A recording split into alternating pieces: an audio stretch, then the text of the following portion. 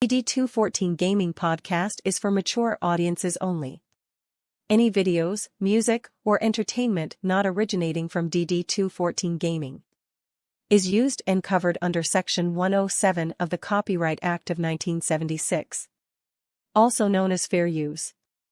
Opinions expressed are our own and do not represent any DoD or U.S. government entities as a whole. This podcast is for entertainment purposes only. Viewer and listener discretion is advised. You are no longer alone now, because we have you.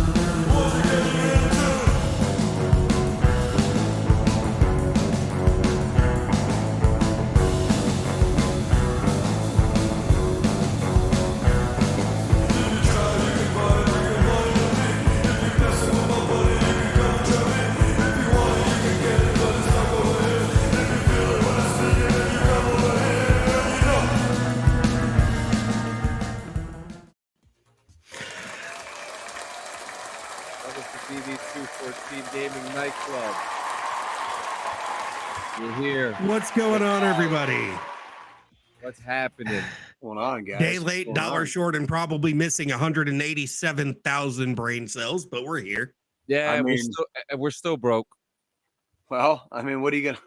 I mean, we are still broke, guys. It's a the only reason why I'm broke, John, is because I'm an alcoholic, as you can see by the many liquor bottles behind me. it's like all of us are just like one bad decision away from living under a bridge. I mean, what are you gonna do? What are you gonna do? Whoa. Now, I've lived under a bridge, and it wasn't due to bad decisions. You know who lived under a bridge? I mean, you know, Kurt Cobain. That's an insult to everybody that lives under a bridge out there. In my ass. I missed that button, man. Yeah. I really missed that button. Oh man, yes, we're feeling good. We're feeling all right. What are you guys doing? And everybody gets a whole different fucking side of us this time, because now it's a lot later in the day than normal, and we're not fucking waking up while we're trying to do this. Our days are over, or are they just starting? Well, I mean, I don't know about you guys. I always have stuff during the week, you know, like starting in the morning. So it's like, regardless of how my evenings go, I have to be up by a certain time, like, you know, Monday through Friday, regardless. Like there's no no question or choice in the matter. See, I will agree with this, Jay, because unfortunately, after my time in the military, where I was able to be a giant ass grown man child, right? I have to do this thing now called adulting, where I have to pay bills and shit that I don't get. Who would have thought? Right? That the military doesn't help me pay anymore. So, you know, back when I was in, I had a housing allowance, you know, shit like that. So I didn't really have as much to pay. This is where we absolutely live up to the stereotype of the functional millennial generation, you know, veteran podcast, right? Like that's exactly we're really good at living up to. If there's one stereotype we live up to, is like all of us kind of like functionally like we live within our means. You know what I mean? I did a stereotypical thing this week. You want to? Here we go. Johnny, you gonna tell us about it? No, he's just gonna leave. From fucking Jersey. He's gonna fucking dip out like always. John's from Jersey, dude. Like that. Like I can only imagine. So Can't So fucking wait while to hear we're this. while we're waiting on stereotypical thing this week, Yeah. Captain. Oh God, this motherfucker has a fanny pack. A tactical fanny pack. What's that going to do for you, John? What's in your tactical? What's in your tactical? Hey, fanny? what's up, Ronnie J?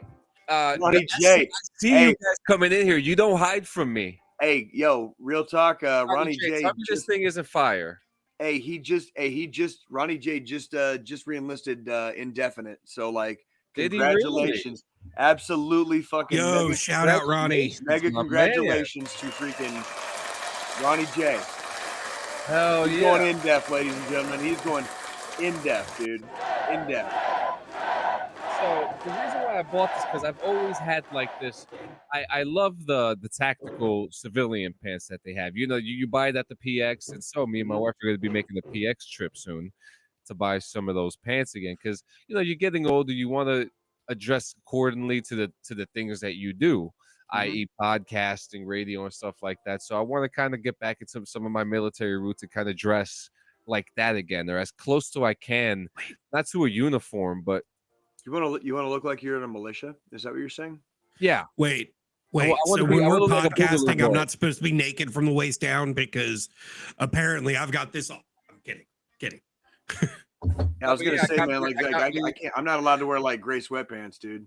Like, cause like if I Yeah. accidentally like, you know what I mean, like, Yeah, like them gray sweatpants get us every fucking time, Jay. I'm telling you, dude. Like that's how you get fucking like lifetime bans, dude. John, tell me about your Jackie Chan fanny pack here. Like, what are we doing? I'm just asking. It's got molly webbing on it. Okay. Okay. For Okay. your knives and your stuff. You got one pocket here in the front, another pocket here in the front, and then you got a secret one back here, right behind the molly webbing. So, all right, you got storage. I almost kind of feel like this should be part of the uniform. I mean, it's got. Well, I it's mean, we kind of we in some regards, like we do have there those is like one. that's like you know your IOTV or your freaking your plate carrier kind of functions as it comes with a lot of that shit when you start hanging stuff off your molly. So But I gotta give it to TJ Maxx. okay. The TJ Maxx is with Highland Tactical. This was like $12. They got some good gear. But Ronnie J says, check out the Wrangler ATG clothing line at Target. Yo, the ATG clothing line is legitimately probably one of the most comfortable things I've ever worn in my life. I haven't had their. I think they just got jackets too, but they are fucking. You're right, Ronnie J. You're right. I'm gonna give you some advice. Ronnie J is like a nerd about tactical gear and like Boogaloo clothing and and weapons and gear and all of it, dude. Like the way you guys are about Star Wars. So if he says some shit is like probably comfortable, I'm go really. try it out. I love try it out. military. I really appreciate military gear because you can really use it for civilian use, especially the bags. Like you get a nice good old little mini rucksack. There's a lot of the gear that we use in the military. Yeah, it's good gear, but then there are other people that kind of follow along behind it, and they issue kind of like a civilian version of it. But oftentimes, you'll find that it can be improved. And when the civilian company makes a military style piece of gear or an item of clothing, and it functions kind of better than the issued shit, right?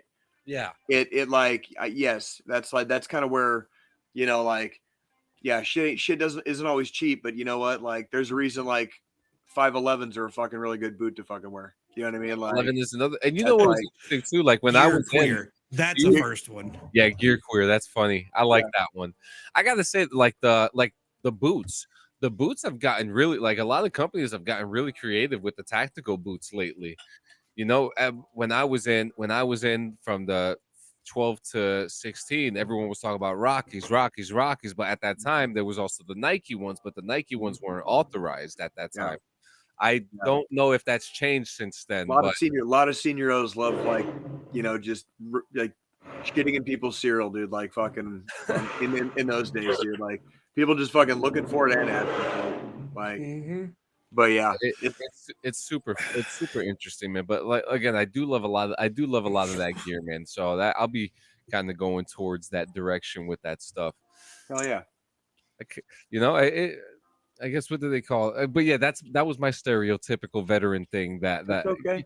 That's you know, okay. Veterans always do one stereotypical veteran thing a week. You know, like at least you mean like one? Dear one? sweet baby Jesus. Like what? Yes, Ronnie J. Those Oakley assault boots are fucking amazing.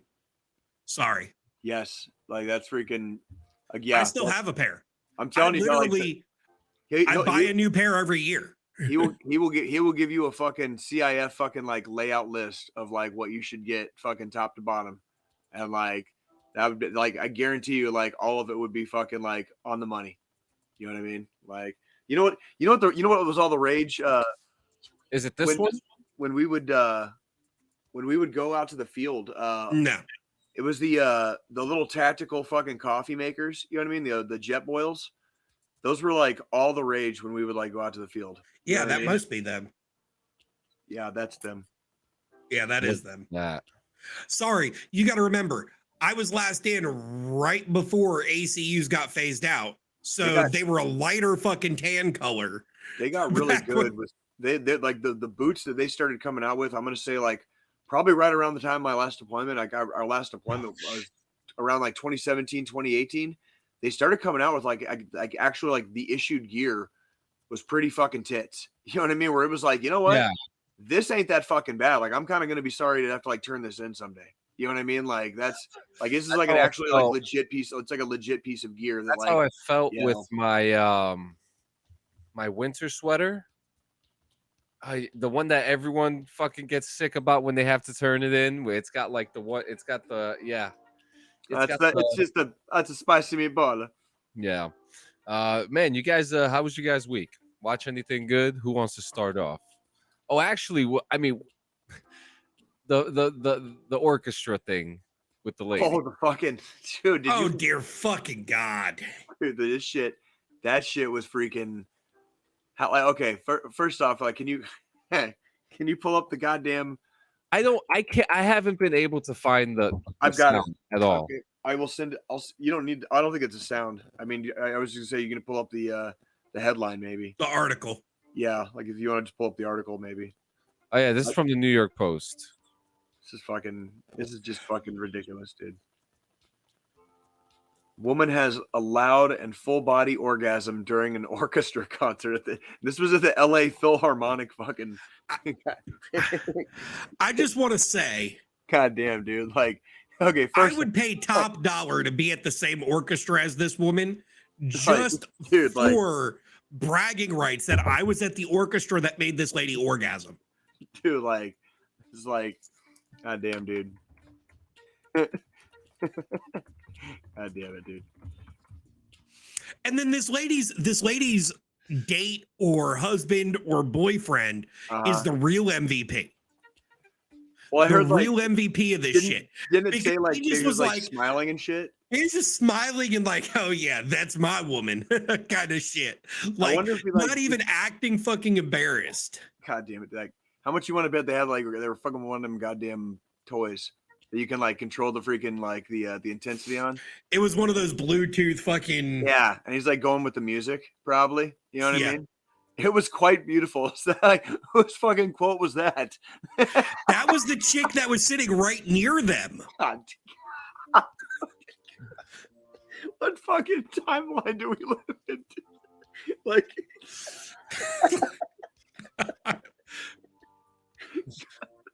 oh my fucking God, dude. That is fucking hilarious, dude. God damn it. Like, I don't. It's it's really hard. It's really hard to stay in character when like John always like springs some fucking bullshit on me, dude. I can't stay in fucking character with John. Like it's just the things that people are saying, like the reactions. Yeah, but you come up and you did you brought it up at the last minute, and we all thought it was funny, and that's right, and it's correct, but it's like.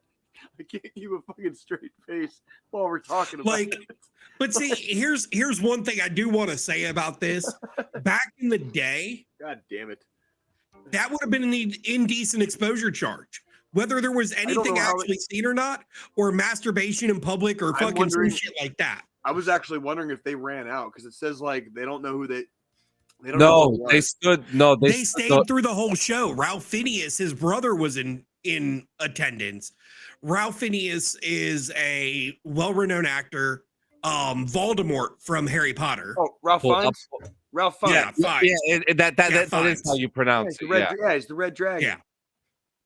So his brother was in attendance, and he even said, and I guess he must have been there too. He said they stayed the rest of the fucking show. Just sitting in their own mess, huh? Like is that what we do now? We just go we go to the fucking orchestra to fucking demeanor exposed. Demeanor noticed. I have to say it's like if we're talking about like what is considered like regional etiquette, maybe it does say something that like regional etiquette. Yeah, it does say something that a woman had like a loud and full body orgasm like during a fucking orchestral, performance, and like they let her just fucking stay put.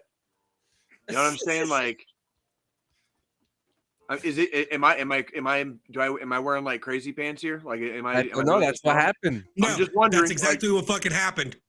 She literally had a full blown fucking orgasm, like creamed herself and everything, super loud, to where it was. I would have to say, if there's an article about it, it was louder than the fucking instruments. It's everywhere. Dude, listen. I'm not saying I'm not okay with it. All right, like that's not where I was going. Would you be a guy if you weren't okay with it? No, I don't know. We would totally have to take your man card if you weren't okay with this. Like that's totally not where I was going with this. I'm just like it's very audacious. Put it that way. It's very audacious. So like that's I guess like props ish. We'll give you like we'll give you minor props on here. That's like minor props. So like, good job, lady. Good job, lady. Like, well done for. Got the whole world talking about you blowing an O-ring, dude. Like that's freaking like. Yeah, exactly. Good for you, lady. Good for you. Oh, like fuck. Like you hit the big O finally. Yeah, I mean, man, that one must have been a long time coming. Okay, literally. No pun intended.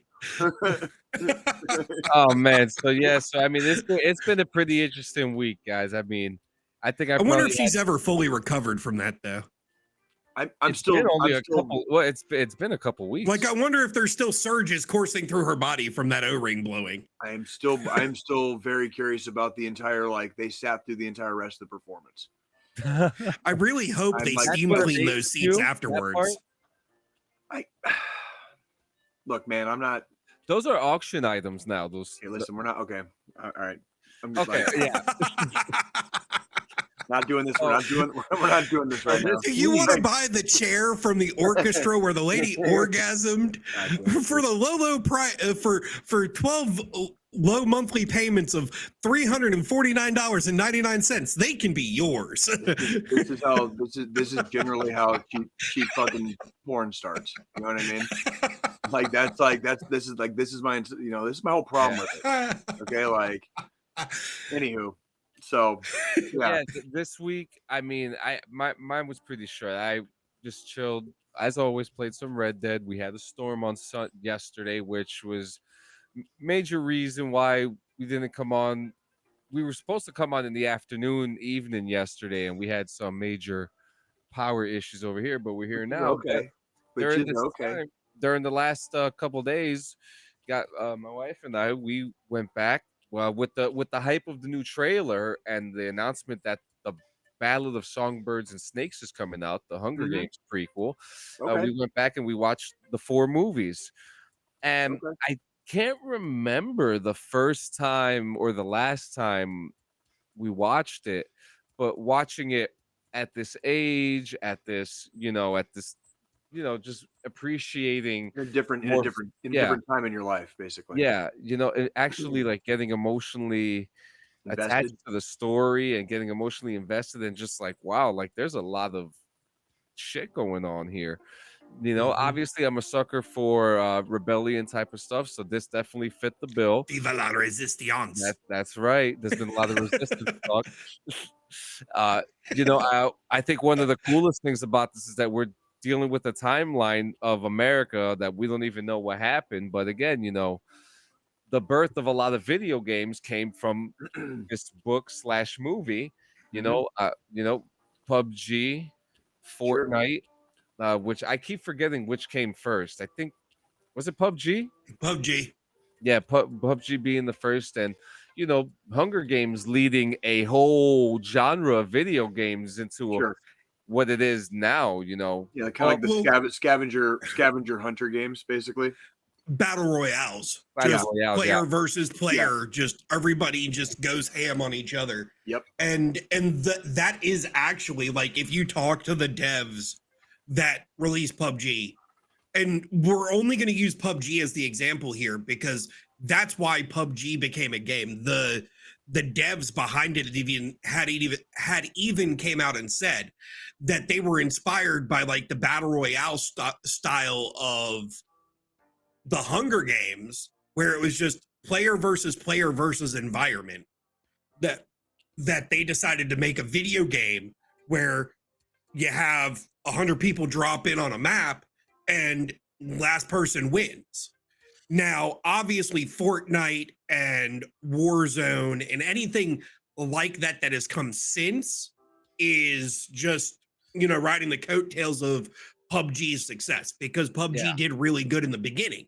However, PUBG's complete fucking trash now. Yeah. You remember when I actually Jay played a little bit of PUBG I did. back in the day, and it wasn't. Yeah, and I mean, I remember it being like, I purchased it. It was like fun. It was fun enough. I did too. Yeah, I mean, it was worth the $20 it cost to buy. I was happy to play it on Game Pass. You know what I mean? Like that's about which and I want to be very, very clear here. Like anytime on this podcast, like, and sometimes we talk about kayfabe and stuff like that. Like when we go into a character, anytime you hear me talk any measure of shit about anything, like take it with a big grain of salt. Okay, there's nothing wrong with liking PUBG or Fortnite. It's not entirely my thing, but I did have fun, in fact, playing both of those games, especially with my kids. A little bit a couple years ago when we still lived in Colorado, and yeah, it was for what it was. It was okay. I can't say that it sucked me or that it kept me engrossed enough to really play it after we came out to Missouri. But I remember having some fun with it, Yeah, but at least you can say that you enjoy the concept of it too, because that overall the concept of it is fantastic. And I like the team building. If you want to fly solo, you can, but it's so much easier when you have like 3 or 4. You know what I mean? It's so much easier. Like our last episode's guest, Brandon Cleary, John, and then one of our regulars, Max, Mraz. The 4 of us have played together on Fortnite. And you just clean house, right? Let me guess, you just clean house. We literally own these little fucking kids that are running around playing because we actually use team building and tactics when we play. Right. We're not just running gunning. Well, some people don't just run and gun. Usually John's our fucking pincushion. I call that a scout. You're like the scout, basically. So I'm the proud pincushion because I'm usually like, no, there's no scout. It's like, John, I need you to go west 250, and he goes north 300. He goes in the opposite direction of where we need him to go. And then all of a sudden we just hear, I'm down. There's 3 guys around me. They're teabagging me. And then finally he shifts to go fucking save his ass because he decided to go completely the fuck off script. Right. And then we win the game and I win with 1 kill on my notch. Right. Tim Samuel says, I crushed my kids in Mario Kart. Fuck yeah. Mario Kart's been a conversation lately. I eat souls and devour little children in Mario Kart. In your house? Who, me? Yeah. Do you have a Nintendo Switch in your house? No, we got a Wii. Wrong system. It's We'll talk Nintendo, about right? it later. No, but yeah, we went back and watched the Hunger Same Games. company, wrong system. Yeah, fantastic set of movies. Haven't read the books, but I'm actually really intrigued to read the books.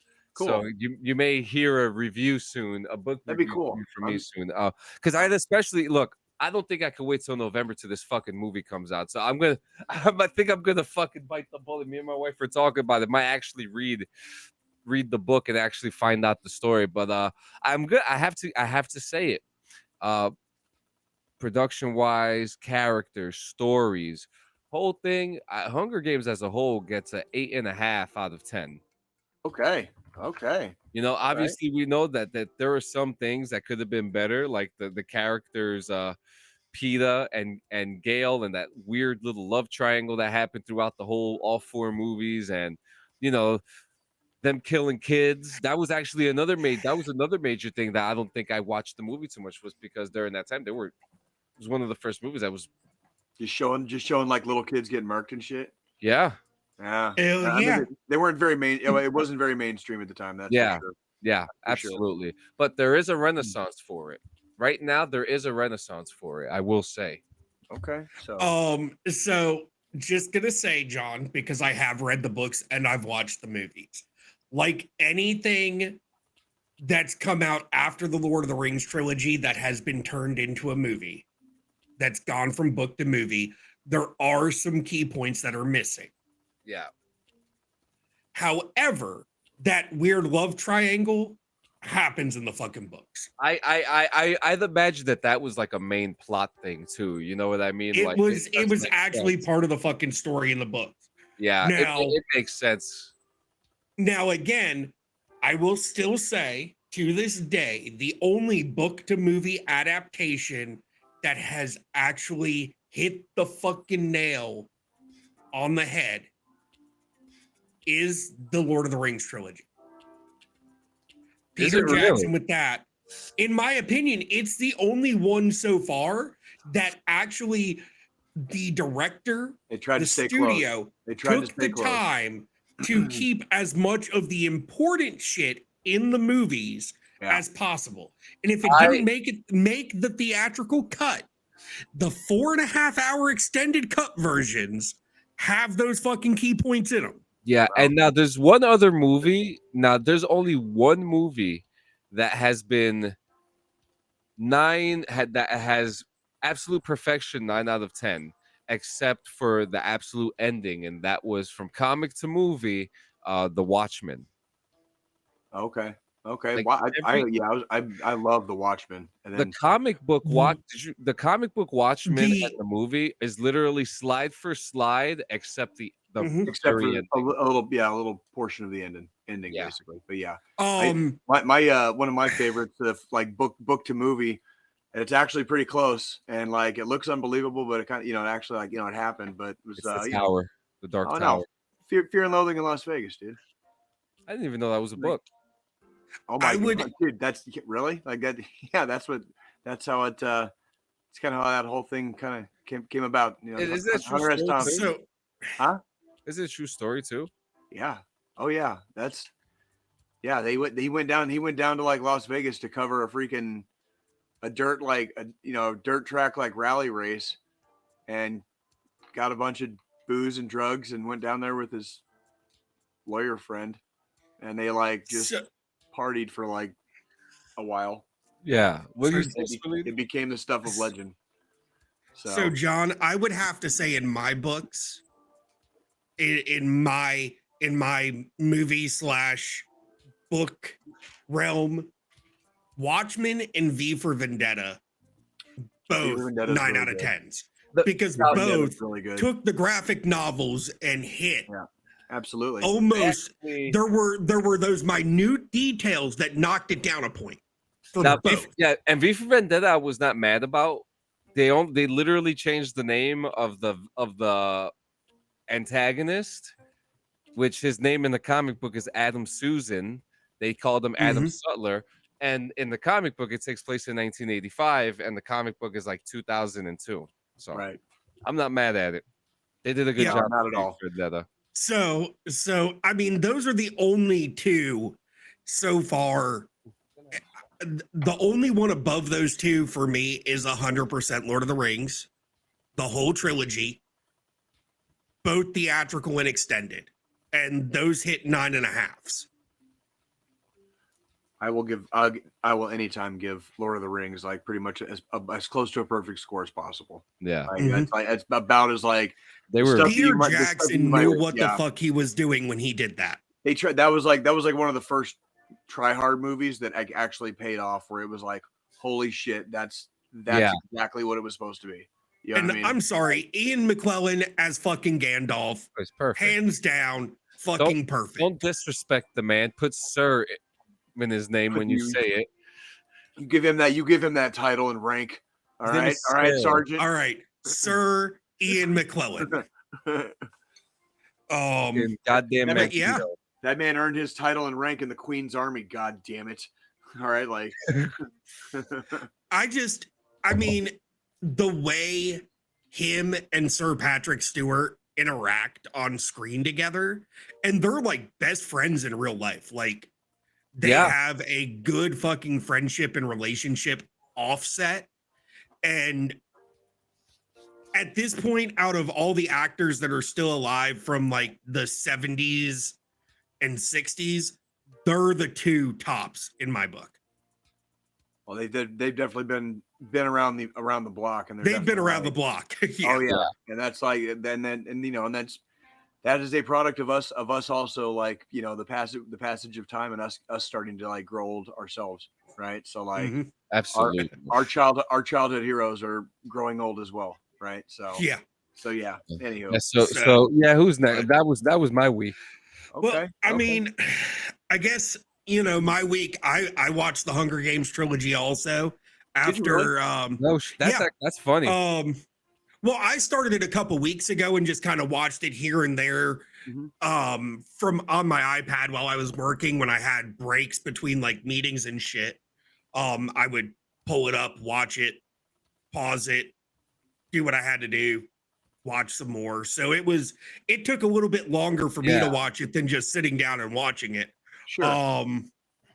And then I started watching The Citadel on Amazon, which is about a spy organization that isn't government controlled. So the whole premise of this is the Citadel was created to keep in check the spy organizations that were government controlled. So, you know, you've got MI6, you've got the CIA, NSA, stuff like that. And then the Citadel was formed by multiple nations together. And instead of having government oversight, they just kind of 100% black ops, like worked under the radar. Nobody really knew. Starting of the show was good. So far, I mean, the 2 episodes have been pretty good. Lots of action, lots of fighting, lots of blood. And that kind of drags me in since I don't get to see that anymore a lot. Right. Right. Look pretty pleased with sugar on top. Can I like have lots of violence? So I mean, I'm looking forward to the next episode. There's 2 episodes out so far, unless another one's dropped since I watched it last. Okay. Which, I mean, I watched it on Saturday, so I don't think between Saturday and today another one's dropped yet. Okay. Man, Stanley Tucci's in it too. That's right. But Stanley Tucci, speaking of which, Hunger Games. Yep. Yep. And he's in the new Hunger Games movie that's coming out also. No, he's not. That's actually Alex Schwartzman. Oh. Yeah, I was completely thrown off too. Because they said Flickerman. Yeah, no, that's Jason Schwartzman, who I actually think is fantastic for the role too, because I haven't seen his ass in a long time. But there's an all-star cast in this show. Yeah, I mean, what really drug me in was Stanley Tucci being in it because I love Tucci's work. Great. A lot of the stuff he's done lately has been really good. So, you know, started watching this. I've I'm right there at completing my Breath of the Wild playthrough, which this is my 4th time finishing the game now since it's come out 7 years ago. So I've played it 4 times in 7 years, Jay. Okay. So if that says anything, it has replayability. Sure. Absolutely. Because what I've done is each time I've played through it, I've tackled the game in a different mindset than I did the last. And I put enough of a break in between to where it didn't seem repetitive. And I still, by far, out of the last 2 generations worth of Zelda games, this by far is my favorite. Out of the last 2 generations. So that's what Skyward Sword and Twilight Princess between Wii and Wii U. So last 3. Twilight Princess, Skyward Sword, and now Breath of the Wild. We're about to, on the 12th of this month, so not even 2 weeks, not even 2 full weeks, we have the next Zelda game coming out, Tears of the Kingdom. So that's kind of what drug me to replay Breath of the Wild, because the way Nintendo's been marketing Tears of the Kingdom is it's a direct sequel to Breath of the Wild. Versus like a lot of Zelda games, they release a Zelda game, years pass, they release another one which tells a different story but isn't really tied into any of the other games that have happened. The last time they really did this, the last time Nintendo did this, where they released a Zelda game and then several years later released another, which was a sequel technically to the last one, was back on the Nintendo 64 in the late 90s with Ocarina of Time and Majora's Mask. Right, yeah. Because Majora's Mask starts off with the final sequence of Ocarina of Time, where you've defeated Ganon, you're riding off into the fucking woods, and then this one starts with you're riding through the woods on your horse, and then you get knocked off your horse and turned into a fucking Deku, which is a plant creature. Yeah. And from what I've seen with Tears of the Kingdom, it looks really interesting because they're adding some new mechanics to a Zelda game that have never been seen before. So like we're getting some crafting mechanics. No, the glider was in Breath of the Wild. Oh, was it?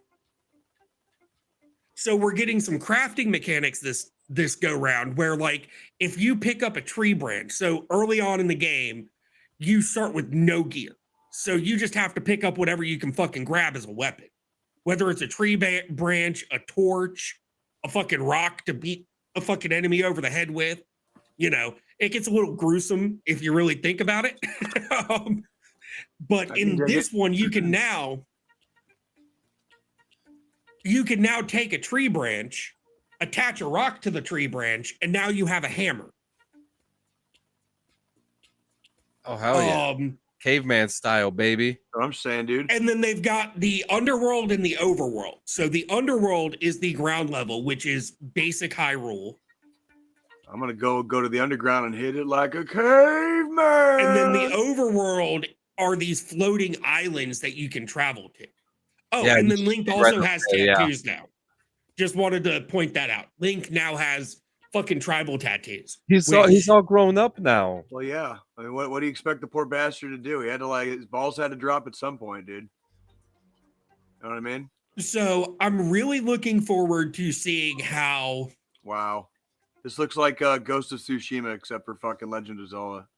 You know, I'm really looking to see how the new game mechanics play out too. Yeah. You'll get. I will say there will be a brief overview of it, the podcast after the game comes out, because I did pre-order it, and I don't pre-order games anymore just because of like Jedi Survivor and what happened with that, which we'll talk about in a little bit here. I don't typically pre-order games. I'm really looking forward to hearing this from you. Actually, however, with Nintendo's probably one of the only companies I will still pre-order from, because they are dedicated to putting out full, complete games on launch. And there's not been a lot of flukes. They're one of the last one of the last ones that are still doing it apparently, and that's freaking. And even to say that about Nintendo, which Nintendo does have a good reputation traditionally, but they have made some blunders in the past. So, that's another. Yeah, this is all new. This is all Tears of the Kingdom footage we have up to now. I was gonna say too, like their blunders were never on the scale of like some of the other organizations that we really just name all too often on here. You know what I mean? So that's another thing that that did come out this week. So several of the like game YouTubers that release content, talk about new games that are coming out before they come out, were invited to an event by Nintendo where they got to hands-on play the game. Now, they were limited on what they could talk about, what they could show when they released their videos. There was, a whole you could only release it after this certain point, certain stuff like that. Right. And one of the things that did come out was, so one of my biggest gripes in Breath of the Wild is, look at that. For instance, the arrows. So you've got different types of arrows. You've got standard arrows for your bow. You've got electric arrows, bomb arrows, fire arrows, ice arrows. Right. So in Breath of the Wild, you had to find those arrows already made. Well, in this game, you can take a standard arrow, which are the more common arrows, and combine them with certain materials to make bomb arrows or ice arrows and stuff like that on the go. Right. So there's like certain enemies that you can defeat. And if you defeat it. Yeah. I apologize. I was going to say it encourages you to interact with the environment, basically. Mm-hmm. So I'm really, really looking forward to this game. Not gonna lie, it looks fun. I'm not gonna lie, that one looks kind of like. Yeah.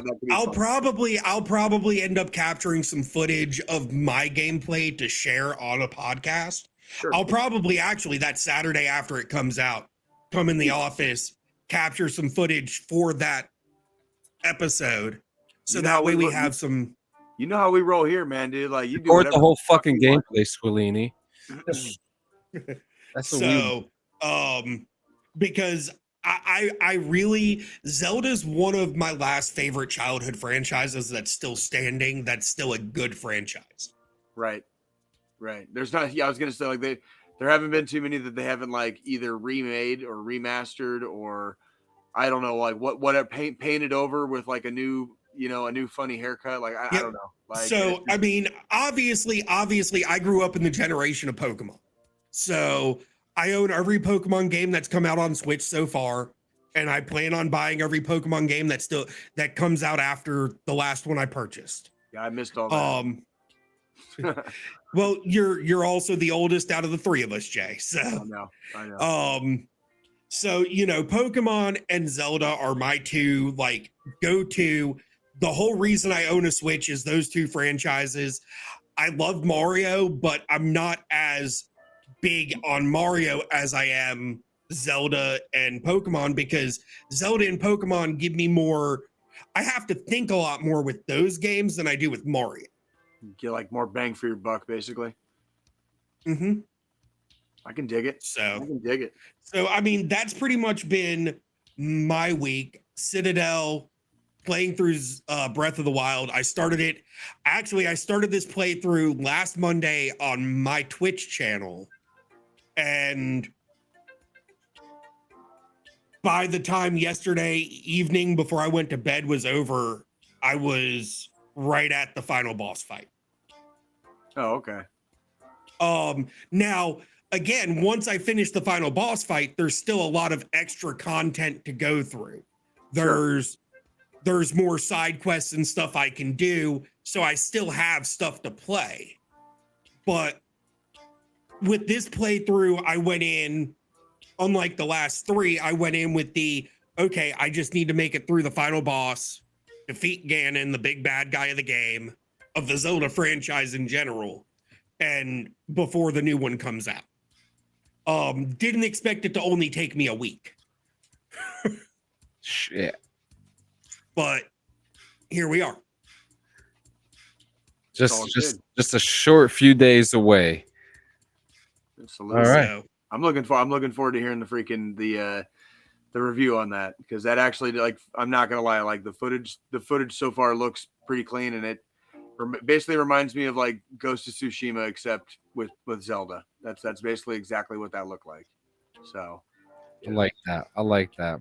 I mean, me too. All right, Jay. What are you reviewing first, Covenant or the other one? Let's like, God damn it, dude.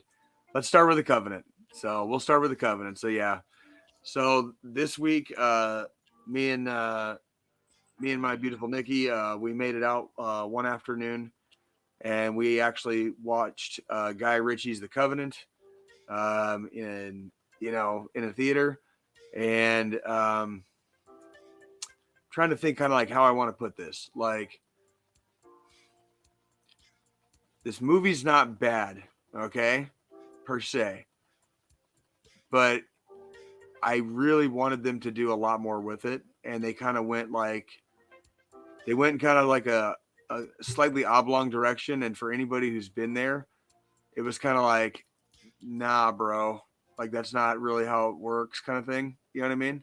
Yeah. Like even though like Jake Gyllenhaal is supposed to, like, he's a Green Beret or whatever, and they're on a team or whatever. He's starting to become a veteran in these military movies now. Like he might as well Yeah, just be like in the military at this point. it's just one of those things where it's just kind of like, all right, like I wish you would have gone a different direction with this. You know what I mean? With the story. You know what I mean?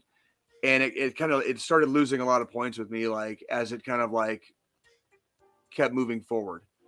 And then if so, like there's a couple of like, where there's scenes where, like, they're traveling from place to place, and it'll say like, like wherever, in Afghanistan they are, and like a couple of the places that they like flash on the screen I've been to.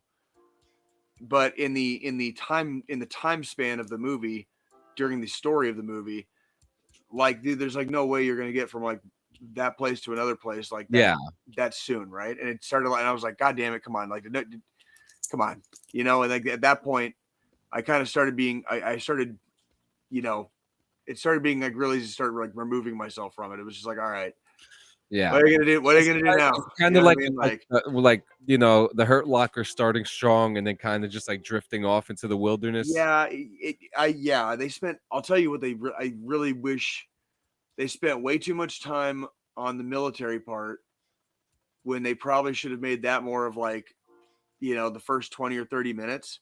Yeah. And then they should have gone like way over the top with like, making it like some type of a cathartic exercise to like get Homeboy and his family out, and it's fucking Guy Ritchie. So like, to the surprise of no one, dude, it just kind of became it's a fucking shoot 'em up. You know what I mean? Yeah. And it's like, okay, well, if that's all right, I mean, cool, I guess. Not really, like, like not really too, like, yeah, like, Yeah. I really wish they'd gone in a couple of different directions with it. Like, if anybody else is out there and like they enjoyed it or they liked it, more power to them. Like, I haven't really given too much away other than like the basic like plot line. So you were at your leisure to enjoy this movie like as you wish. I'm probably gonna give The Covenant, dude, we're talking like barely half-mast, fucking probably like about like five and a half. You said half-mast. Like barely at half-mast, dude. Like maybe like a five and a half, dude. Like we're not very. We're not, like we're not exactly sinking, but you're gonna have to work for it if you wanted to swim. You know what I'm saying? Like, I'm just saying, dude. Like, Anywho, That's crazy. On a much higher note and a much more like positive note, I got to introduce one evening Nikki to a 1980s movie called fucking Lethal Weapon. All right. And like, when I say this was a fucking treat, because like I haven't seen this goddamn movie in so fucking long, dude. Like, this movie was such a treat to watch again. Like, Mel Gibson plays this just fucking psychoed out with PTSD fucking cop, right? All right. He gets into a fucking shootout in like the first scene of the fucking movie, wastes like, I don't know, like 3 or 4 dudes.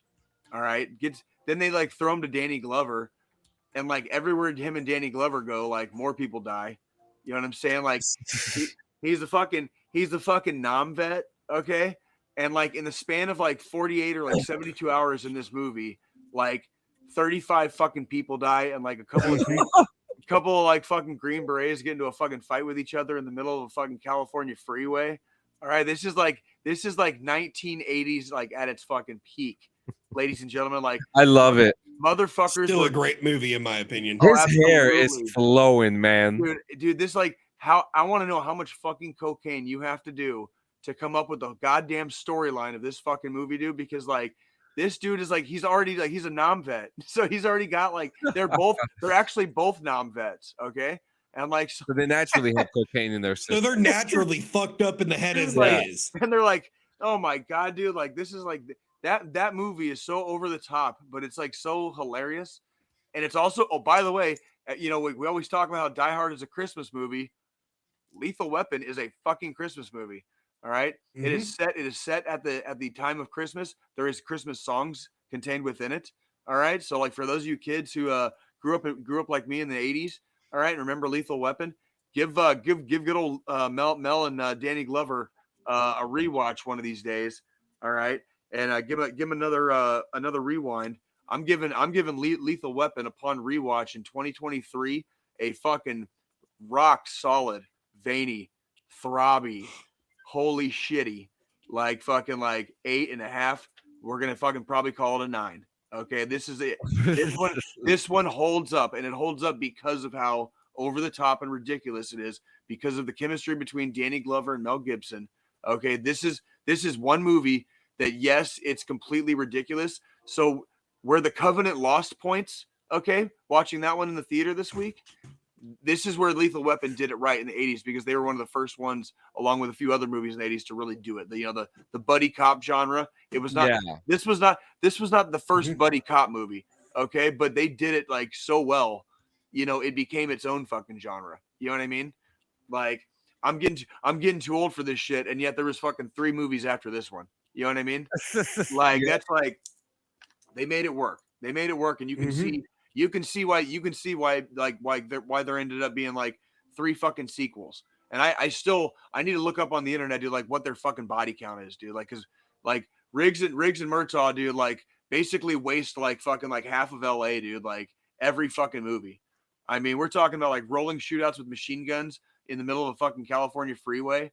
Okay, like rocket launchers and shit. Like this was peak 80s. Somebody was absolutely fried out of their mind on cocaine when they wrote that script. Okay, Yep. but goddamn Mel Gibson and Danny Glover made it work. So fucking cheers to fucking goddamn Lethal Weapon. So now we have 3 more to watch freaking at some point here in the near future. Yeah, I actually have to say too, because like, a lot of the retro movies are coming back. But like, you remember the movie Cliffhanger? Yeah, Sylvester Stallone. Sylvester Stallone is coming back for Cliffhanger too. Is he really? Yes, he is. Man, dude, like I'm wondering if his like regimen of like freaking like SARMs and like roids and shit, like if it's like keeping him young, dude. Because like how old is he now? He's right behind Arnold, right? He's like a couple of years younger than Arnold, I think. And it's like if he's still able to do some like fucking stuntman shit, like he must have been on like the best shit for like decades. He's 76 years old. So what kind of fucking gear is that guy on? Chuck Norris is 83. Yeah, give me a body count for Lethal Weapon 1 for Riggs and Riggs and Murtaugh. Freaking fucking I want to know like how many. So actually the most deaths in lethal in the Lethal Weapon series happened in 2, which was 34. That's like a in fucking one had 26. God. Yeah. 1 was 26. Dude. 3 was. It says Lethal Weapon 2 comfortably outstrips its competitors. Yeah, like, dude, like Lethal Weapon 3 had 14, and then 4 had 23. God damn, dude. I watched 3 and 4 in the movie theater. I have kills for the characters. Which characters you want to know? Fucking Riggs for fucking 17. God. And what about Murtaugh? 4. 4? Yeah. So fucking And Joshua Gary Busey is too. fuck it, dude. Like, dude, Riggs is like prostitute by suicide, like negative I don't. one. It's like the dude comes back from Nam, and it's like I don't know if you should be a cop, bro. Like, you know what I'm saying? Like you come back from That's the era that caused severe psychological evaluations to happen before you could become a law enforcement officer. Like, you know, yeah. You came back from the war, and the people around you kept dying, With dude. the war? What the fuck, man? Like, maybe we Oh, should rethink man. our employment strategies. You know what I mean?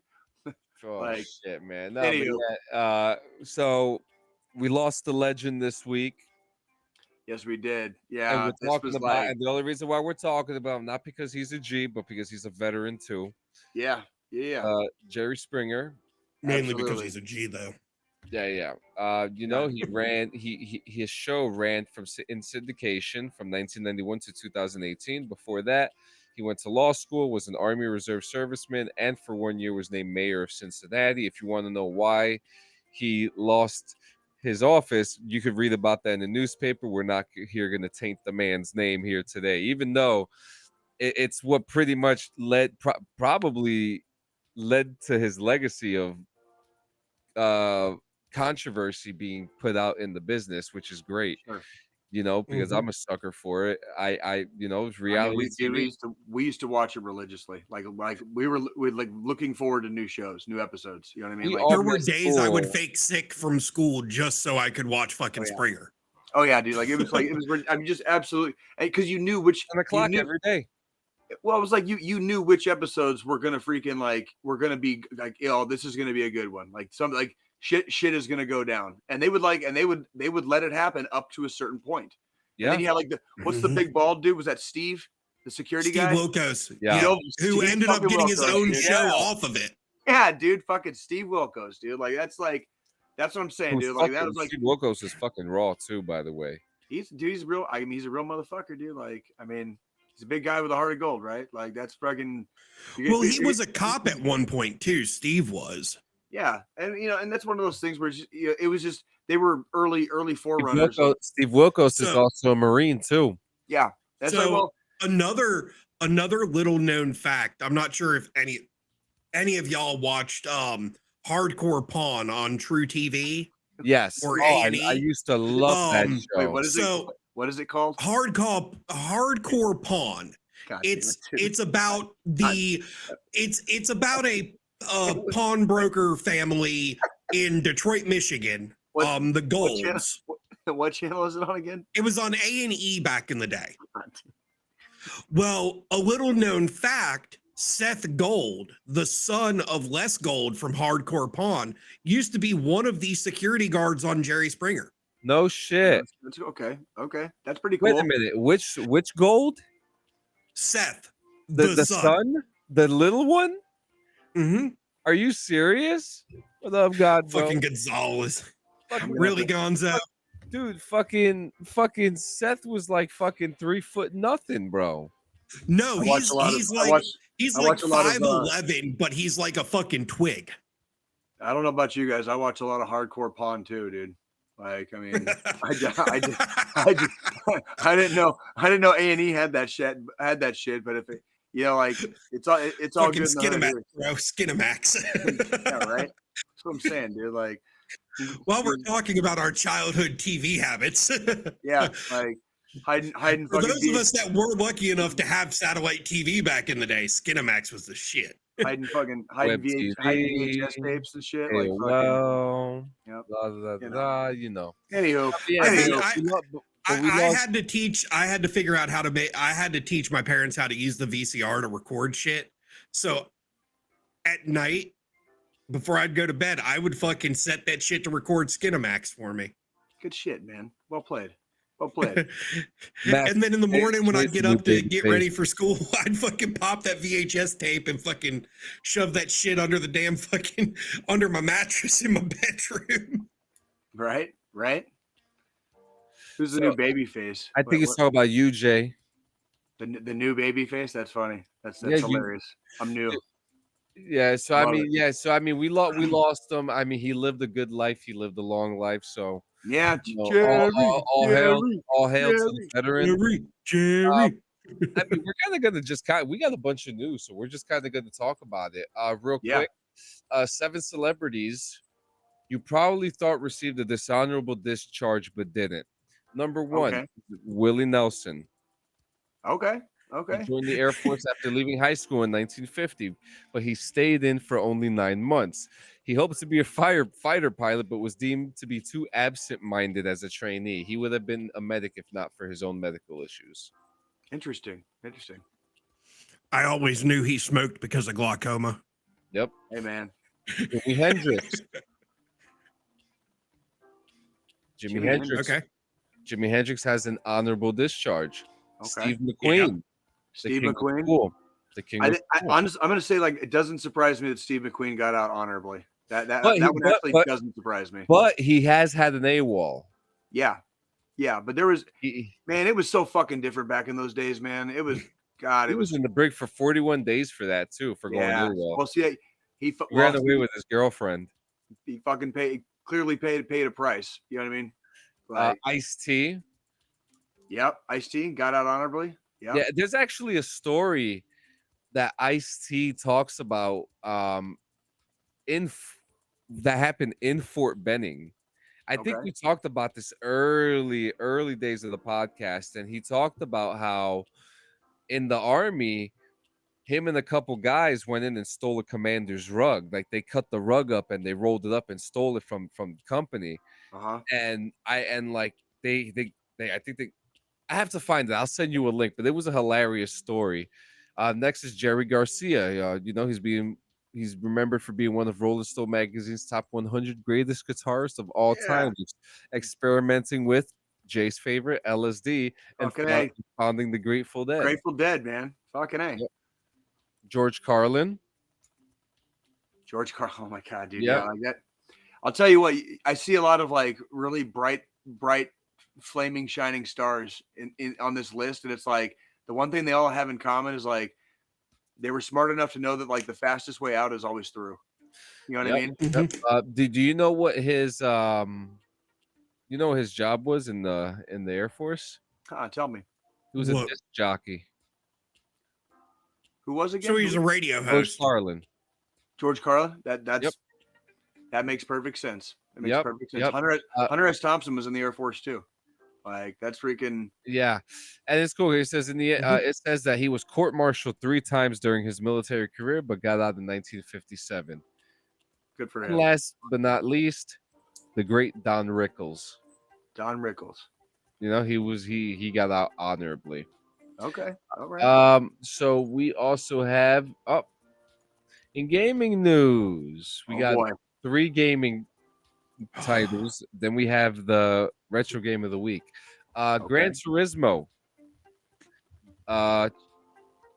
trailer is coming out tomorrow. All we have is this little this little bit here. Tell me about because you mentioned this a little bit when we were kind of coming together before we went live. Tell me kind of describe it to them how you described it to me, because the way you described it made it sound like I actually might like give a fuck about watching it. Yeah. So for those who are, what up, Brandon? Yeah, we're doing the Monday night show tonight, man. I know you're not familiar with it, but Squilini, are you familiar with the Need for Speed movie that came out a couple years ago with Aaron Paul? That movie was trash. Thank you.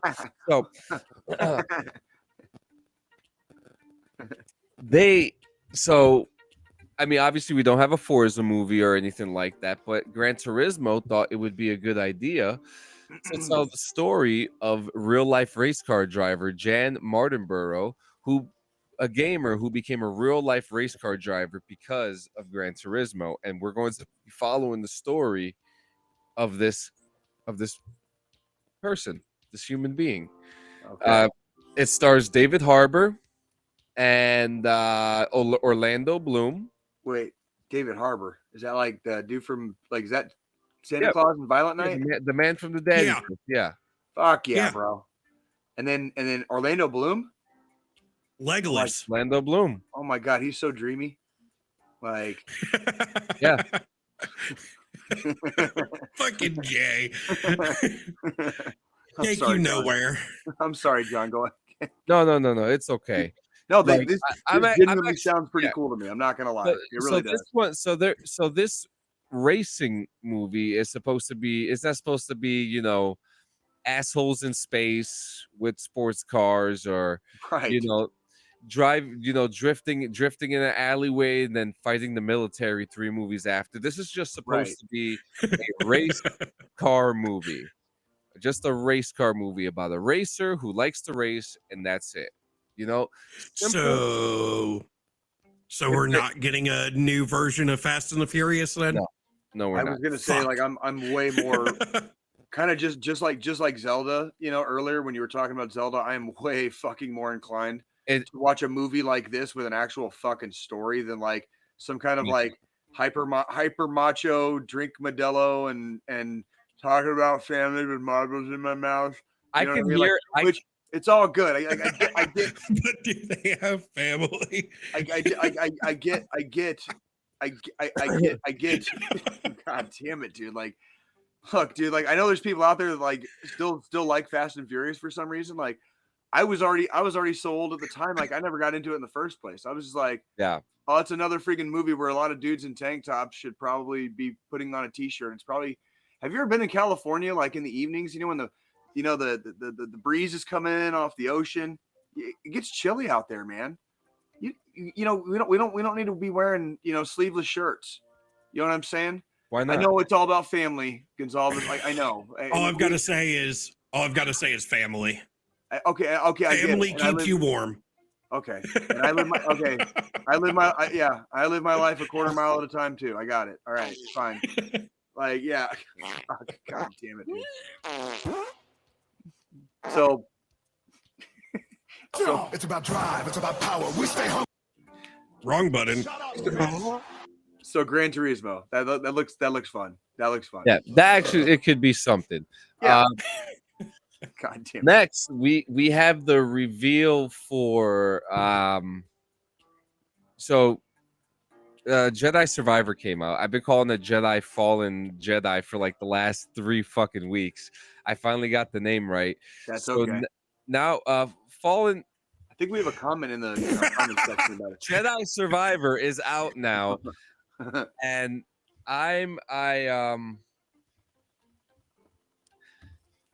my problem is not with the game. My problem, oh God. Someone's gonna start screaming out "Roll Tide" any second now. I'm waiting for it. And Max, you actually fucked up there and said Alabama. You should have said West Virginia. Hey, my kids were born there. You gotta be careful, dude. Like, West Virginia. Well, yeah. Anyway, born there, but the parents aren't from there, right? So Jedi Survivor is out. Makes a difference. And like Max Mraz said, EA patched Jedi Survivor so you couldn't complete the campaign to prevent PC users from encountering a game-breaking bug. This is just a whole nother issue that there it is. He did it. He fucking did it. Roll Tide. There it is. This is just another notch on the belt for EA fucking us raw once again and saying here's the game, but it doesn't work on your PCs. Do you guys think they're not going to fix it, or like what is your take on this? Like as what I would call like actual gamers, like compared to me being a casual. Like, what is your guys' actual take on this? Like, how bad is it? So here's my take. Let's circle back to a couple games that have come out over the past couple months here. Hogwarts Legacy, lots of bugs. Within a couple weeks, they had everything patched. It was running great. Okay. Last of Us, the port over to PC by Sony. Okay. Same situation. Certain hardware it ran no problems. Certain hardware it fucking tanked. They patched it. It was fixed. Okay. Right now, I give it a couple weeks. I mean, the game literally just came out 3 days ago. That's almost 4 days at this point. I know we have a community member. One of my buddies, Cardenas. He said he said his was fine, but I'm assuming he's a console player. Is this out on console as well? Yeah. Okay, so I'm assuming that So, but I like that's so that's the big thing. A lot of the complaints and the issues with the game have been happening on PC, Yeah. okay. not on console. Now, And we take so pride in it because these things are supposed to work on console. Right. You know? I mean on Yeah. PC. Yeah, absolutely. So that's the thing. You've got across all the different forums. You've got Bunch of comments players. from Max coming in. Yeah, you've got players that have 100% top of the line everything. You know, best of the best CPU, best of the best GPU, and they're encountering issues. And then you got people that have equipment that's like 5-6 years old with no issues. So it's very sporadic. It's not. There's no 100%. If you have this hardware, it's going to fail. If you have this hardware, it's going to work great. Because there's some people that are having issues with the same low end, old ass hardware as people with high end hardware, and vice versa. It's a extremely sporadic thing. And somebody with a software development background, me speaking from that point, for them to 100% pinpoint whatever the bugs are, it's going to take a little bit of time. This is where I circle back with earlier when I was talking about Zelda and Nintendo, how I'll pre-order a fucking Zelda game in a heartbeat, but I'm not going to pre-order a PC game. John, what was your experience playing it? I got to hear this, dude. Dropped frame rates. I could hear everything clearly, but I can't. Everything. It's like watching the Nickelodeon that's broken. Goddamn. You know, like that. Right. That you know, on PC, like that's disappointing.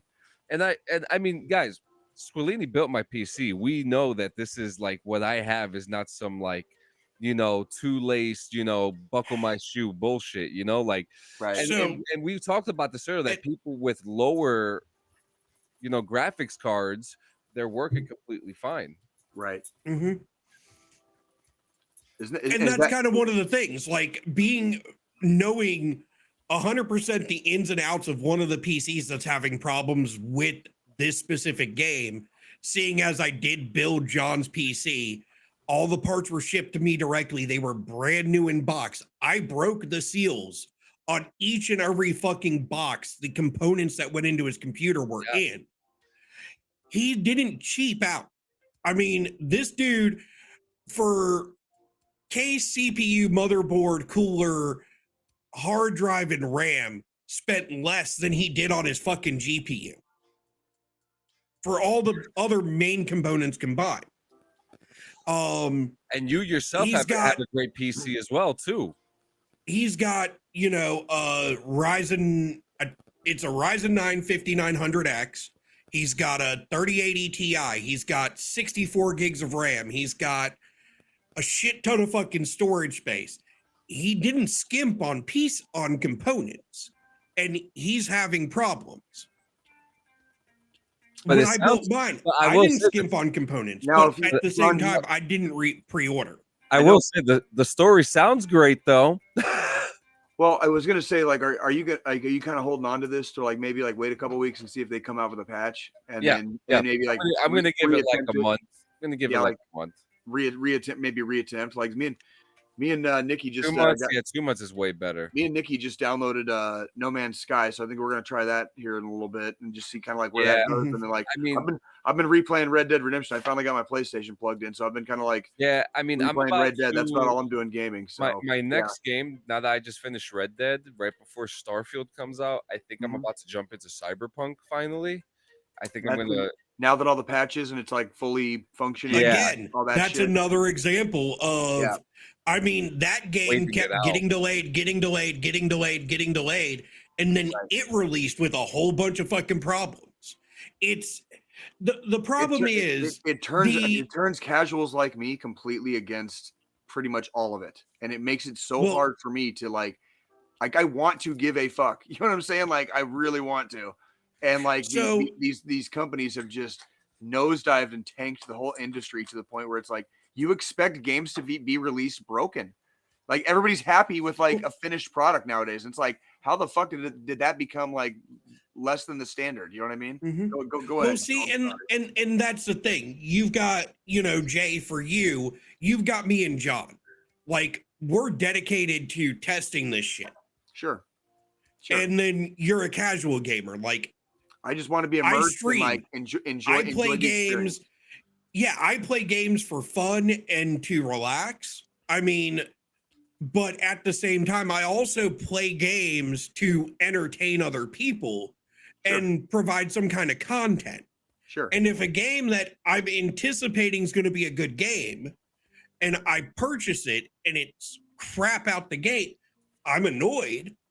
Right. But I'm also going to, being somebody that works in the IT field and has worked in software development, I'm going to give the developers a little bit of time. Am I upset that I paid $60 to beta test a fucking game? Hell yes. Yeah, dude. I'm extremely pissed the fuck off. Yeah. Because that's really what the gaming industry has got into. We buy new games that have gotten delayed, like Jedi Survivor. This one got delayed several times. And it still wasn't done. And it still came out incomplete or complete, but with a lot of issues. Right. So now at this point, I've paid $76 after tax is what a new video game costs nowadays to beta test a fucking game. Yeah. Yeah. I remember when it's funny too, because the first comment that I saw on Steam was, "I'm not your beta tester, EA." Holy Dude, that was the first comment. If you go on Steam, that's last year when me and John did the beta for Call of Duty. The beta ended up being better than the fucking game they released. You remember that shit?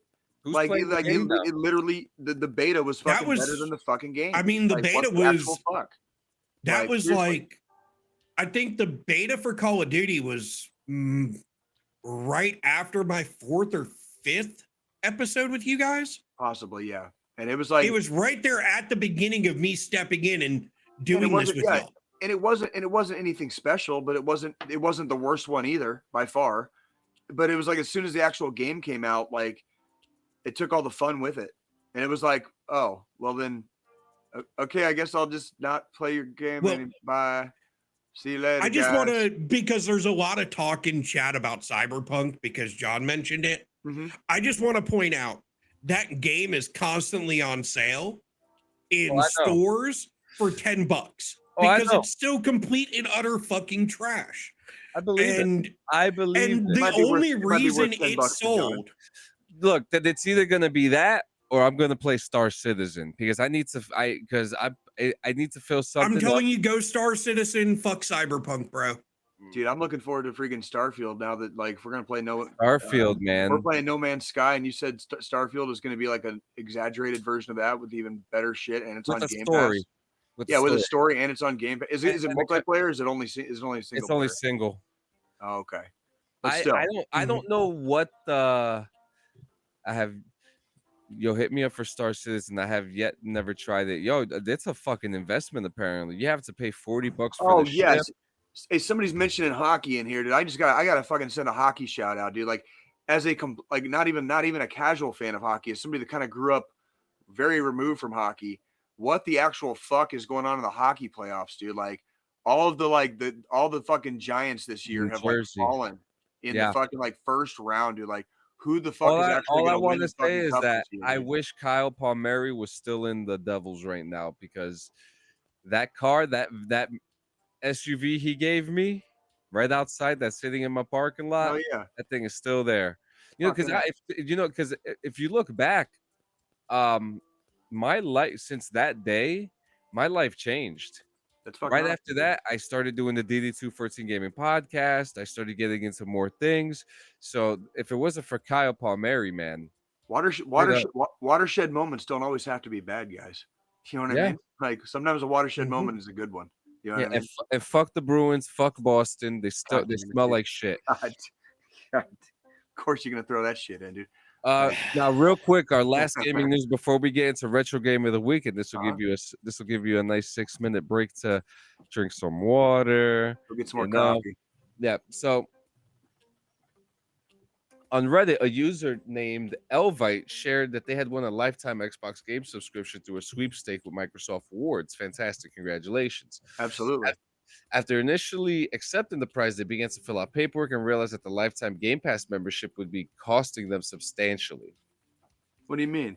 He says, I read that I would have $7,300 of added taxable income to my 2023 taxes as a result if I claim the prize.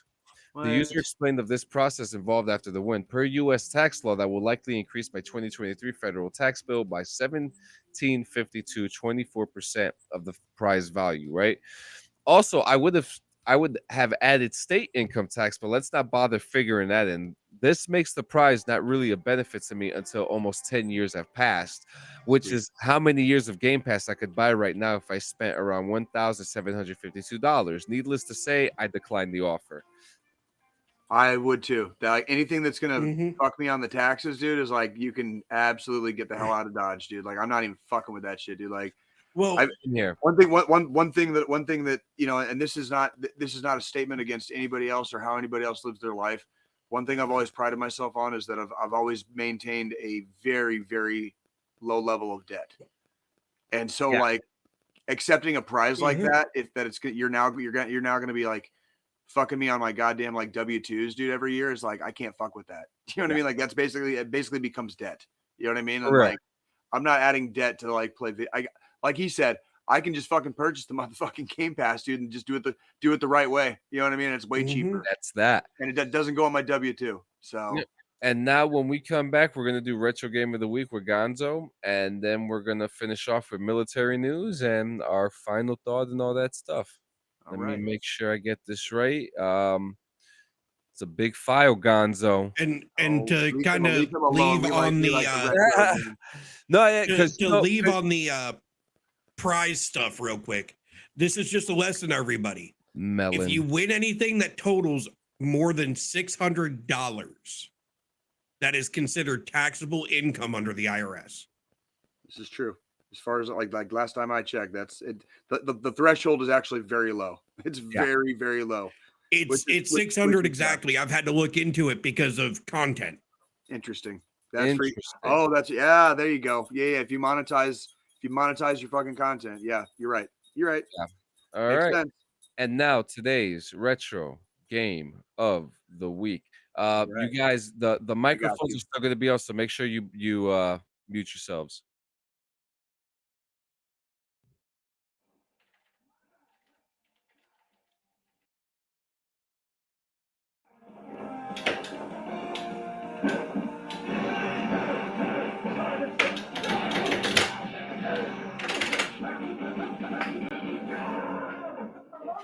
Hell yeah. That's like high school. What's going on, guys? You already know what time it is. It's time for that retro game of the week. And if you think you got next, I even supply the quarter for you.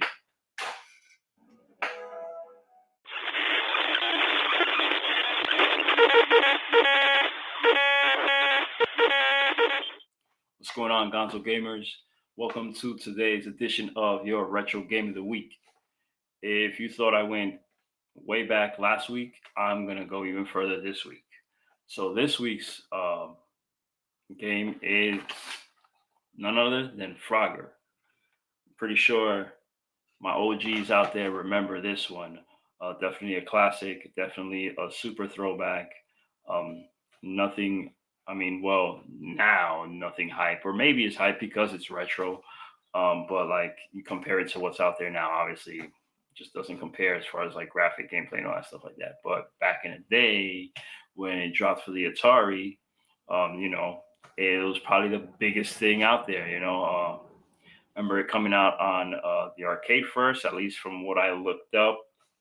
It was dropped in the arcade and then on home console. And really, it's nothing to it. You're a frog trying to get to the other side, kind of like a why did the chicken cross the road kind of thing. Basically, the frog trying to get across a highway, across, I guess, a pond or a riverbank to where its destination was, either on a lily pad or on the other side of basically the other side of the screen. Um, as always, provide, the picture in picture here. Yeah, that's a water cooler back there. It's really not. It's not in use right now. It's just for decor. But when I get everything going here, they're definitely being used because summers here where I live at in Texas is not the greatest, especially in this garage that I don't have the greatest circulation of air. I have some, not most. There's no vents in here. There's no central air in here. So either I buy something and use the water cooler to cool my ass down. Anyway, really, as you see from the picture in picture, it's just the frog going from the bottom to the top of the screen, dodging cars, trucks, whatever traffic is there. Then when it gets to the part where it has to go from land to water, you're getting on lily pads or leaves or whatever it is, logs. You have to dodge. I guess there's a crocodile that comes across the screen. I realized that when I was playing. And then you get towards the end, but it's just all about strategic timing, moving like I said, this is all I had. This is really all I had. It was a joystick, and so you press a button and you move around up, down, left, right. Really nothing much to it, at least for the Atari goes when it came to Frogger. There were other games that did use other joysticks, like you had for racing. I guess you turn the knob and it curves left and right. I guess the trigger is for the gas. I haven't played a racing game on my Atari yet. I do own one, but I just haven't given it a try yet. And then you had sports games that I believe use this. It says paddle, I guess, for tennis, and it's the same thing. I guess you swung with the clicks and moved, or swung with this, and I really don't know, but there was just two buttons on each of the thing, not even one button and something to move a joystick, one button for my OGs. I don't know how you did it, but it was done, and at that time it was the greatest thing on earth. So I'm not knocking it, because as you saw the last episode, ColecoVision, number pad, and what you call a joystick, but the joystick was like circular like this, not like this. But that's really kind of what it was. Frogger said it was a hit in the arcades. So much of a hit, I guess, with the OGs that if you ever watched Seinfeld, there's an episode where the character George Costanza has like the top score in Frogger because like he's the man on it. And if the arcade, I believe, was pulled out or shut off or something, his high score was going to be obsolete, and he's trying to save his high score somehow, some way throughout the entire episode to the point where he gets in a scenario where he's real life Frogger with the machine, and they give an overhead view of him trying to go across, I guess, a busy main street in New York, and he's like bopping and weaving through traffic to the untimely scenario where a truck hits the arcade and like just explodes, and well, failed mission.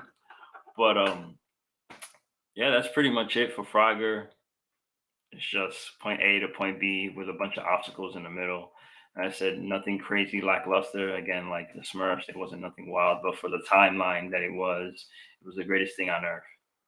All right, guys, as always, like, not like, middle finger, criticize, curse out, say what you want in the comments. I don't care. I told you, I shoot this like it's live, like I'm talking to a live studio audience with the applause and the cheers and the boos and everything else. One take and it's over. But feel free to subscribe, Gonzo Gone Gaming on YouTube, also DD214 Gaming on YouTube. Check out their page on Facebook. Check out my group on Facebook, Gaming. And that's it for this week. But as you saw in the intro, if you guys still want the smoke, where the hell is it? Got that quarter for you if you want the smoke of Marvel vs. Capcom. My machine doesn't take quarters, but I do. So bring your money. Chumps.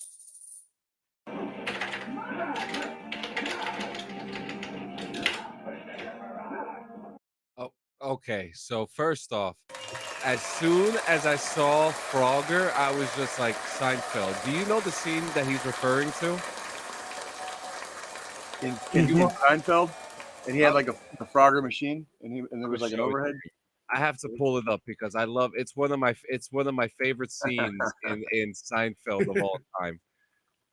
It always comes back to Seinfeld, doesn't it? Like Seinfeld did it 1st, almost like The Simpsons, right? No, boy, I'll tell you what, being a teenager in the 90s was pretty fucking cool, dude. Let me tell you guys. Oh, it was. And Seinfeld definitely portrayed that. Here we go. The Frogger scene, Seinfeld. I was say, turn it down. You're gonna get. What are you guys doing? Eat the fly. Eat the fly. Got it. You idiots! You're gonna wear down the battery. Well, the batteries are fine. We've got with the great Peter Stormare. Only 3 minutes Yeah. left. All right, quick, get this thing back in the pizzeria. George, they closed up. I need an outlet. A what? Holes! I need holes! The pharmacy's still open. All right, Kramer, you block off traffic. You two, go sweet talk the pharmacist. You owe me a quarter. Slippery Pete. Kramer, hurry up! I'm out! No tape left! Well, come on, George, I'll help you push it across. Wait a minute. This looks familiar. This reminds me of something. I can do this. By yourself? Jerry, I've been preparing for this moment my entire life.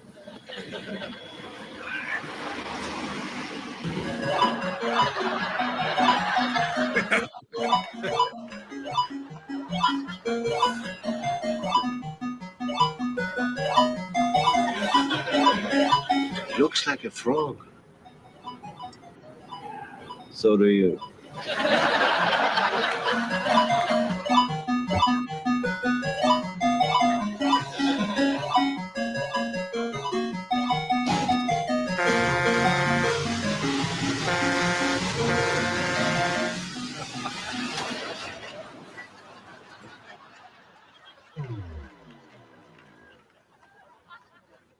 One of the greatest scenes in Seinfeld I've ever seen. That is absolutely hilarious. That's absolutely hilarious. What a great choice too, because Frogger, we played different versions of Frogger, Nintendo, on mobile.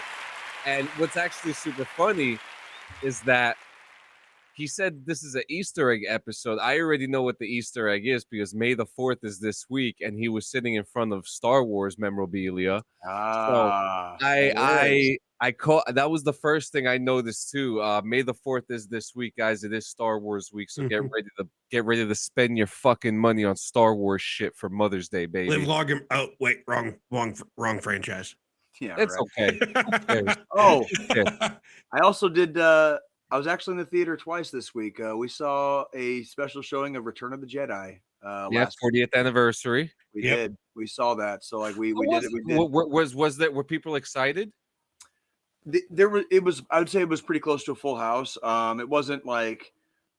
I would say it wasn't like overly celebratory. It was more subdued. But I also they showed It was a full house of people like me and you, John. They showed the Return of Jedi where they added a few things, which some things they added were kind of okay, and then some of the other stuff, like I'm a child of the 80s, so like my brain still doesn't really comprehend. Like I know exactly where they added stuff because I'm like, what the fuck is this? You know what I mean? Like, and then it's like, yeah, I hate the digital remastered version.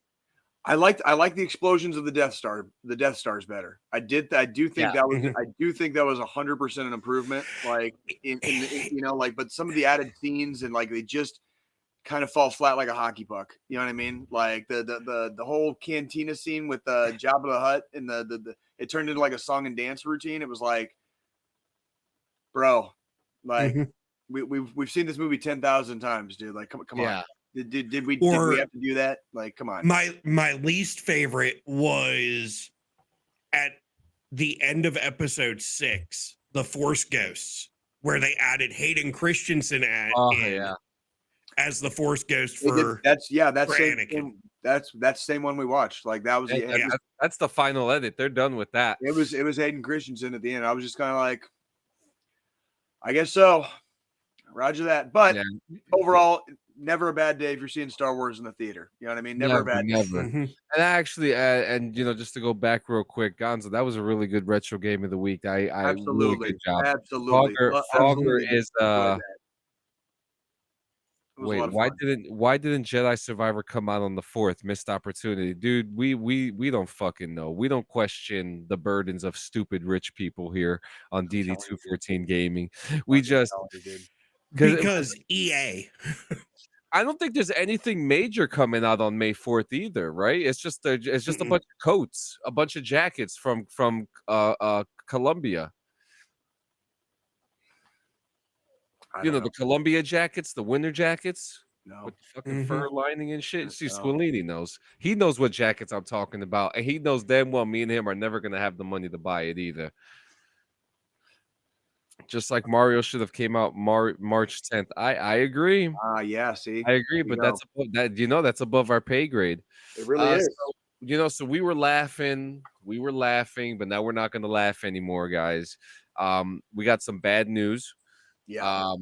So to start off, Marine has been killed in the Ukraine war. A Marine veteran was killed last week in eastern Ukrainian city, where the country's military has been locked for months in intense fighting with Russian forces. Cooper Harris Andrews, 26, was killed in Bakhmut, where he was ambushed by Russian forces while defending evacuees. Journalist Jake Hanrahan tweeted on Sunday that Andrews was killed alongside other fighters and was a member of Popular Front, a grassroots conflict journalism platform. This is an American lost on foreign soil, fighting the good fight for, for people that don't even know his name. He knew, we've been seeing a lot of this, you know what you're signing up for, you know what the fight is, and those who are willing to go over there and do the fight, Godspeed, but not all of them, unfortunately, not all of them are going to make it back home. And this is just the realities of what war is. And that's it. It is unfortunate, but his name is like going to forever be remembered, and he is going to be forever on the right side of history. We're like we're kind of watching like the real time collapse of what was supposedly the number 2 force in the world. Yeah, and watching it fail this catastrophically. It's really been a godsend, because everybody was like holding their breaths last year while we were kind of like joking about it on this podcast. But the reality is, it is still happening. You know what I mean? We are over a year, a long time now. Yeah, we are over a year into this conflict. Like, yes, Ukraine is winning. Yes, Russia's military is folding like fucking napkins on the battlefield, but that doesn't mean the fight is over. Like, it is not going to be over until they have pushed them completely fucking out. That includes all the way to the end. That includes the Donbas. That includes fucking Crimea. Like, that includes the destruction of the Crimean Bridge. And they don't even want to take over. They just want their shit back. That's it. That's it. They just want to be free in their own fucking land. That is literally it. And like you talk about a unilateral, unprovoked invasion, right? Like, that's, we'll just, we're very passionate about it in this house, and it is always a tragedy to lose one of our own, but we say Slava Ukraini and Heroyam Slava, which means glory to the heroes, and obviously glory to Ukraine. You know what I mean? Like, glory to Cooper Harris Andrews. Absolutely. Rest in fucking power, dude. Rest in fucking power, dude. I mean, the story here is that he was killed alongside other fighters while defending evacuees. Yeah. If that's not, one of the most hero fucking things to fucking do, you know what I mean? Like, to go down swinging like that. In other news, a U.S. Army helicopter crashed in the mountains during fair weather in Fairbanks, Alaska. This is kind of hard to talk about. 2 U.S. Army helicopters crashed last week in Alaska, killing 3 soldiers. Those 3 soldiers, whose names here are Warrant Officer 3, Christopher Robert Aramo, 39, Chief Warrant Officer 2, Kyle McKenna, 28, and Warrant Officer 1, Stuart Dwayne Wayman, 32. Yeah. Two AH-64 Apache helicopters were returning to Fort Wainwright from an aerial gunnery range southeast of Fairbanks when they collided. A fourth soldier survived and remains hospitalized. A spokesperson for the U.S. Army Alaska has said investigators plan to fly on Monday morning on the accident scene about 50 miles east of the small town of Healy. The Army ground aviation units on Friday conduct further training following the recent deadly accidents. Two Black Hawk helicopters crashed last month in Kentucky as well during a routine nighttime training exercise that killed 9 soldiers. And in February, a Tennessee National Guard Black Hawk crashed in Alabama during a flight training mission, killing 2 crew members. Yeah. Also in February, 2 soldiers were injured when an Apache helicopter rolled after taking off from Talkeetna, Alaska. There is a lot of, Yeah. there's a lot of stuff going on in aviation right now. Well, the fleet, yeah, the Army has grounded the entire air fleet, and that occurred like last week at some point, and they're probably conducting some top to bottom, left to rights, like Army wide. You know, every installation has probably got a lot of people like up their ass right now trying to figure out like, you know, and I don't like bad mouthing, or that kind of manner of speech as far as like here on the podcast. I will say a lot of times when these kind of things kind of occur back to back, it eventually usually comes down to op tempo and the work life cycle of the soldiers involved. You know what I mean? Whether it's the pilots, the crew members, maintenance on the ground. You know what I mean? Like just all of it involved. Everything from top to bottom, from the people flying the machines to the people that like are turning the wrenches. You know what I mean? Like there's usually some, the linchpin usually comes down to op tempo. And I hate to like kind of like put it just like that, but from my experience in the Army, when shit started getting like really fucked up like over and over again, and like just silly mistakes kept on happening, like for what would seemingly be no reason, or kind of hard to pinpoint, it usually came down to op tempo, when just people are just fucking exhausted. You know what I mean? And like when mistakes unfortunately happen, sometimes when people are exhausted, like it can come at a heavy cost. You know Absolutely. What I mean? And it's very unfortunate when this stuff happened. Training deaths hurt almost, I think, more than deaths on the battlefield in a way. You know what I mean? Because Absolutely. It's rough, dude. It's rough dealing with deaths during training. You know what I mean? Like that's, yeah, it sucks. Yeah, and this is big somber news. Rest in peace to the warrant officers whose lives were taken from us this week. The U.S. Army always prevails. We always go through investigations. Will conclude what happened. It's kind of interesting. One major thing that I keep thinking about is wind. And that could be too. And that could be too. It might be something as simple as like the Alaskan freaking like tundra. You know what I mean? Yeah. Like I have no idea. Like just a push. All it takes is just a little push. And I don't fly helicopters, and I have no idea like what it takes to keep those things freaking, from like crashing themselves. You know what I mean? So I'm not going to sit here and like Monday morning quarterback anything either. You know what I mean? So you're absolutely right. For real. And while we're on that note, we're here at the end. We're doing the final thought. I just want to say we're just gonna, we're gonna keep it simple. We're gonna keep it fresh, guys. You're not alone. We're here. It's late at night. You actually got a different flavor than we got today. But sometimes you may feel like you're seasoned with a different type of spice that day, and that spice may not be compatible with how you're feeling today. So you get these clouds, you start feeling down, you don't know who to talk to. Well, there's resources that you have. You have the National Suicide Hotline, which is star 988 or 1-800-273-8255. That's 1-800-273-TALK. You guys have to understand that, not only are we losing soldiers in different ways, accidents, but we are losing soldiers and we are losing civilians, our brothers and our sisters, our mothers and fathers and our daughters, our sons. the number's way too high, and we can only, we can only do so much, but we can never stop trying. That makes sense. Just don't stop trying. If maybe your worst enemy that day might be your best friend. Pick up your phone. If you bump into somebody, if maybe they're having a bad day too, talk about it. Have a drink of water. Go outside. It's nice out. It's nice out. It's 10 o'clock p.m. I might even take a walk out with my wife tonight because I didn't have a good day. You know what I mean? There you go. And if you're not having a good day, try your best to make the best of it. All right, There it is. guys. We love you.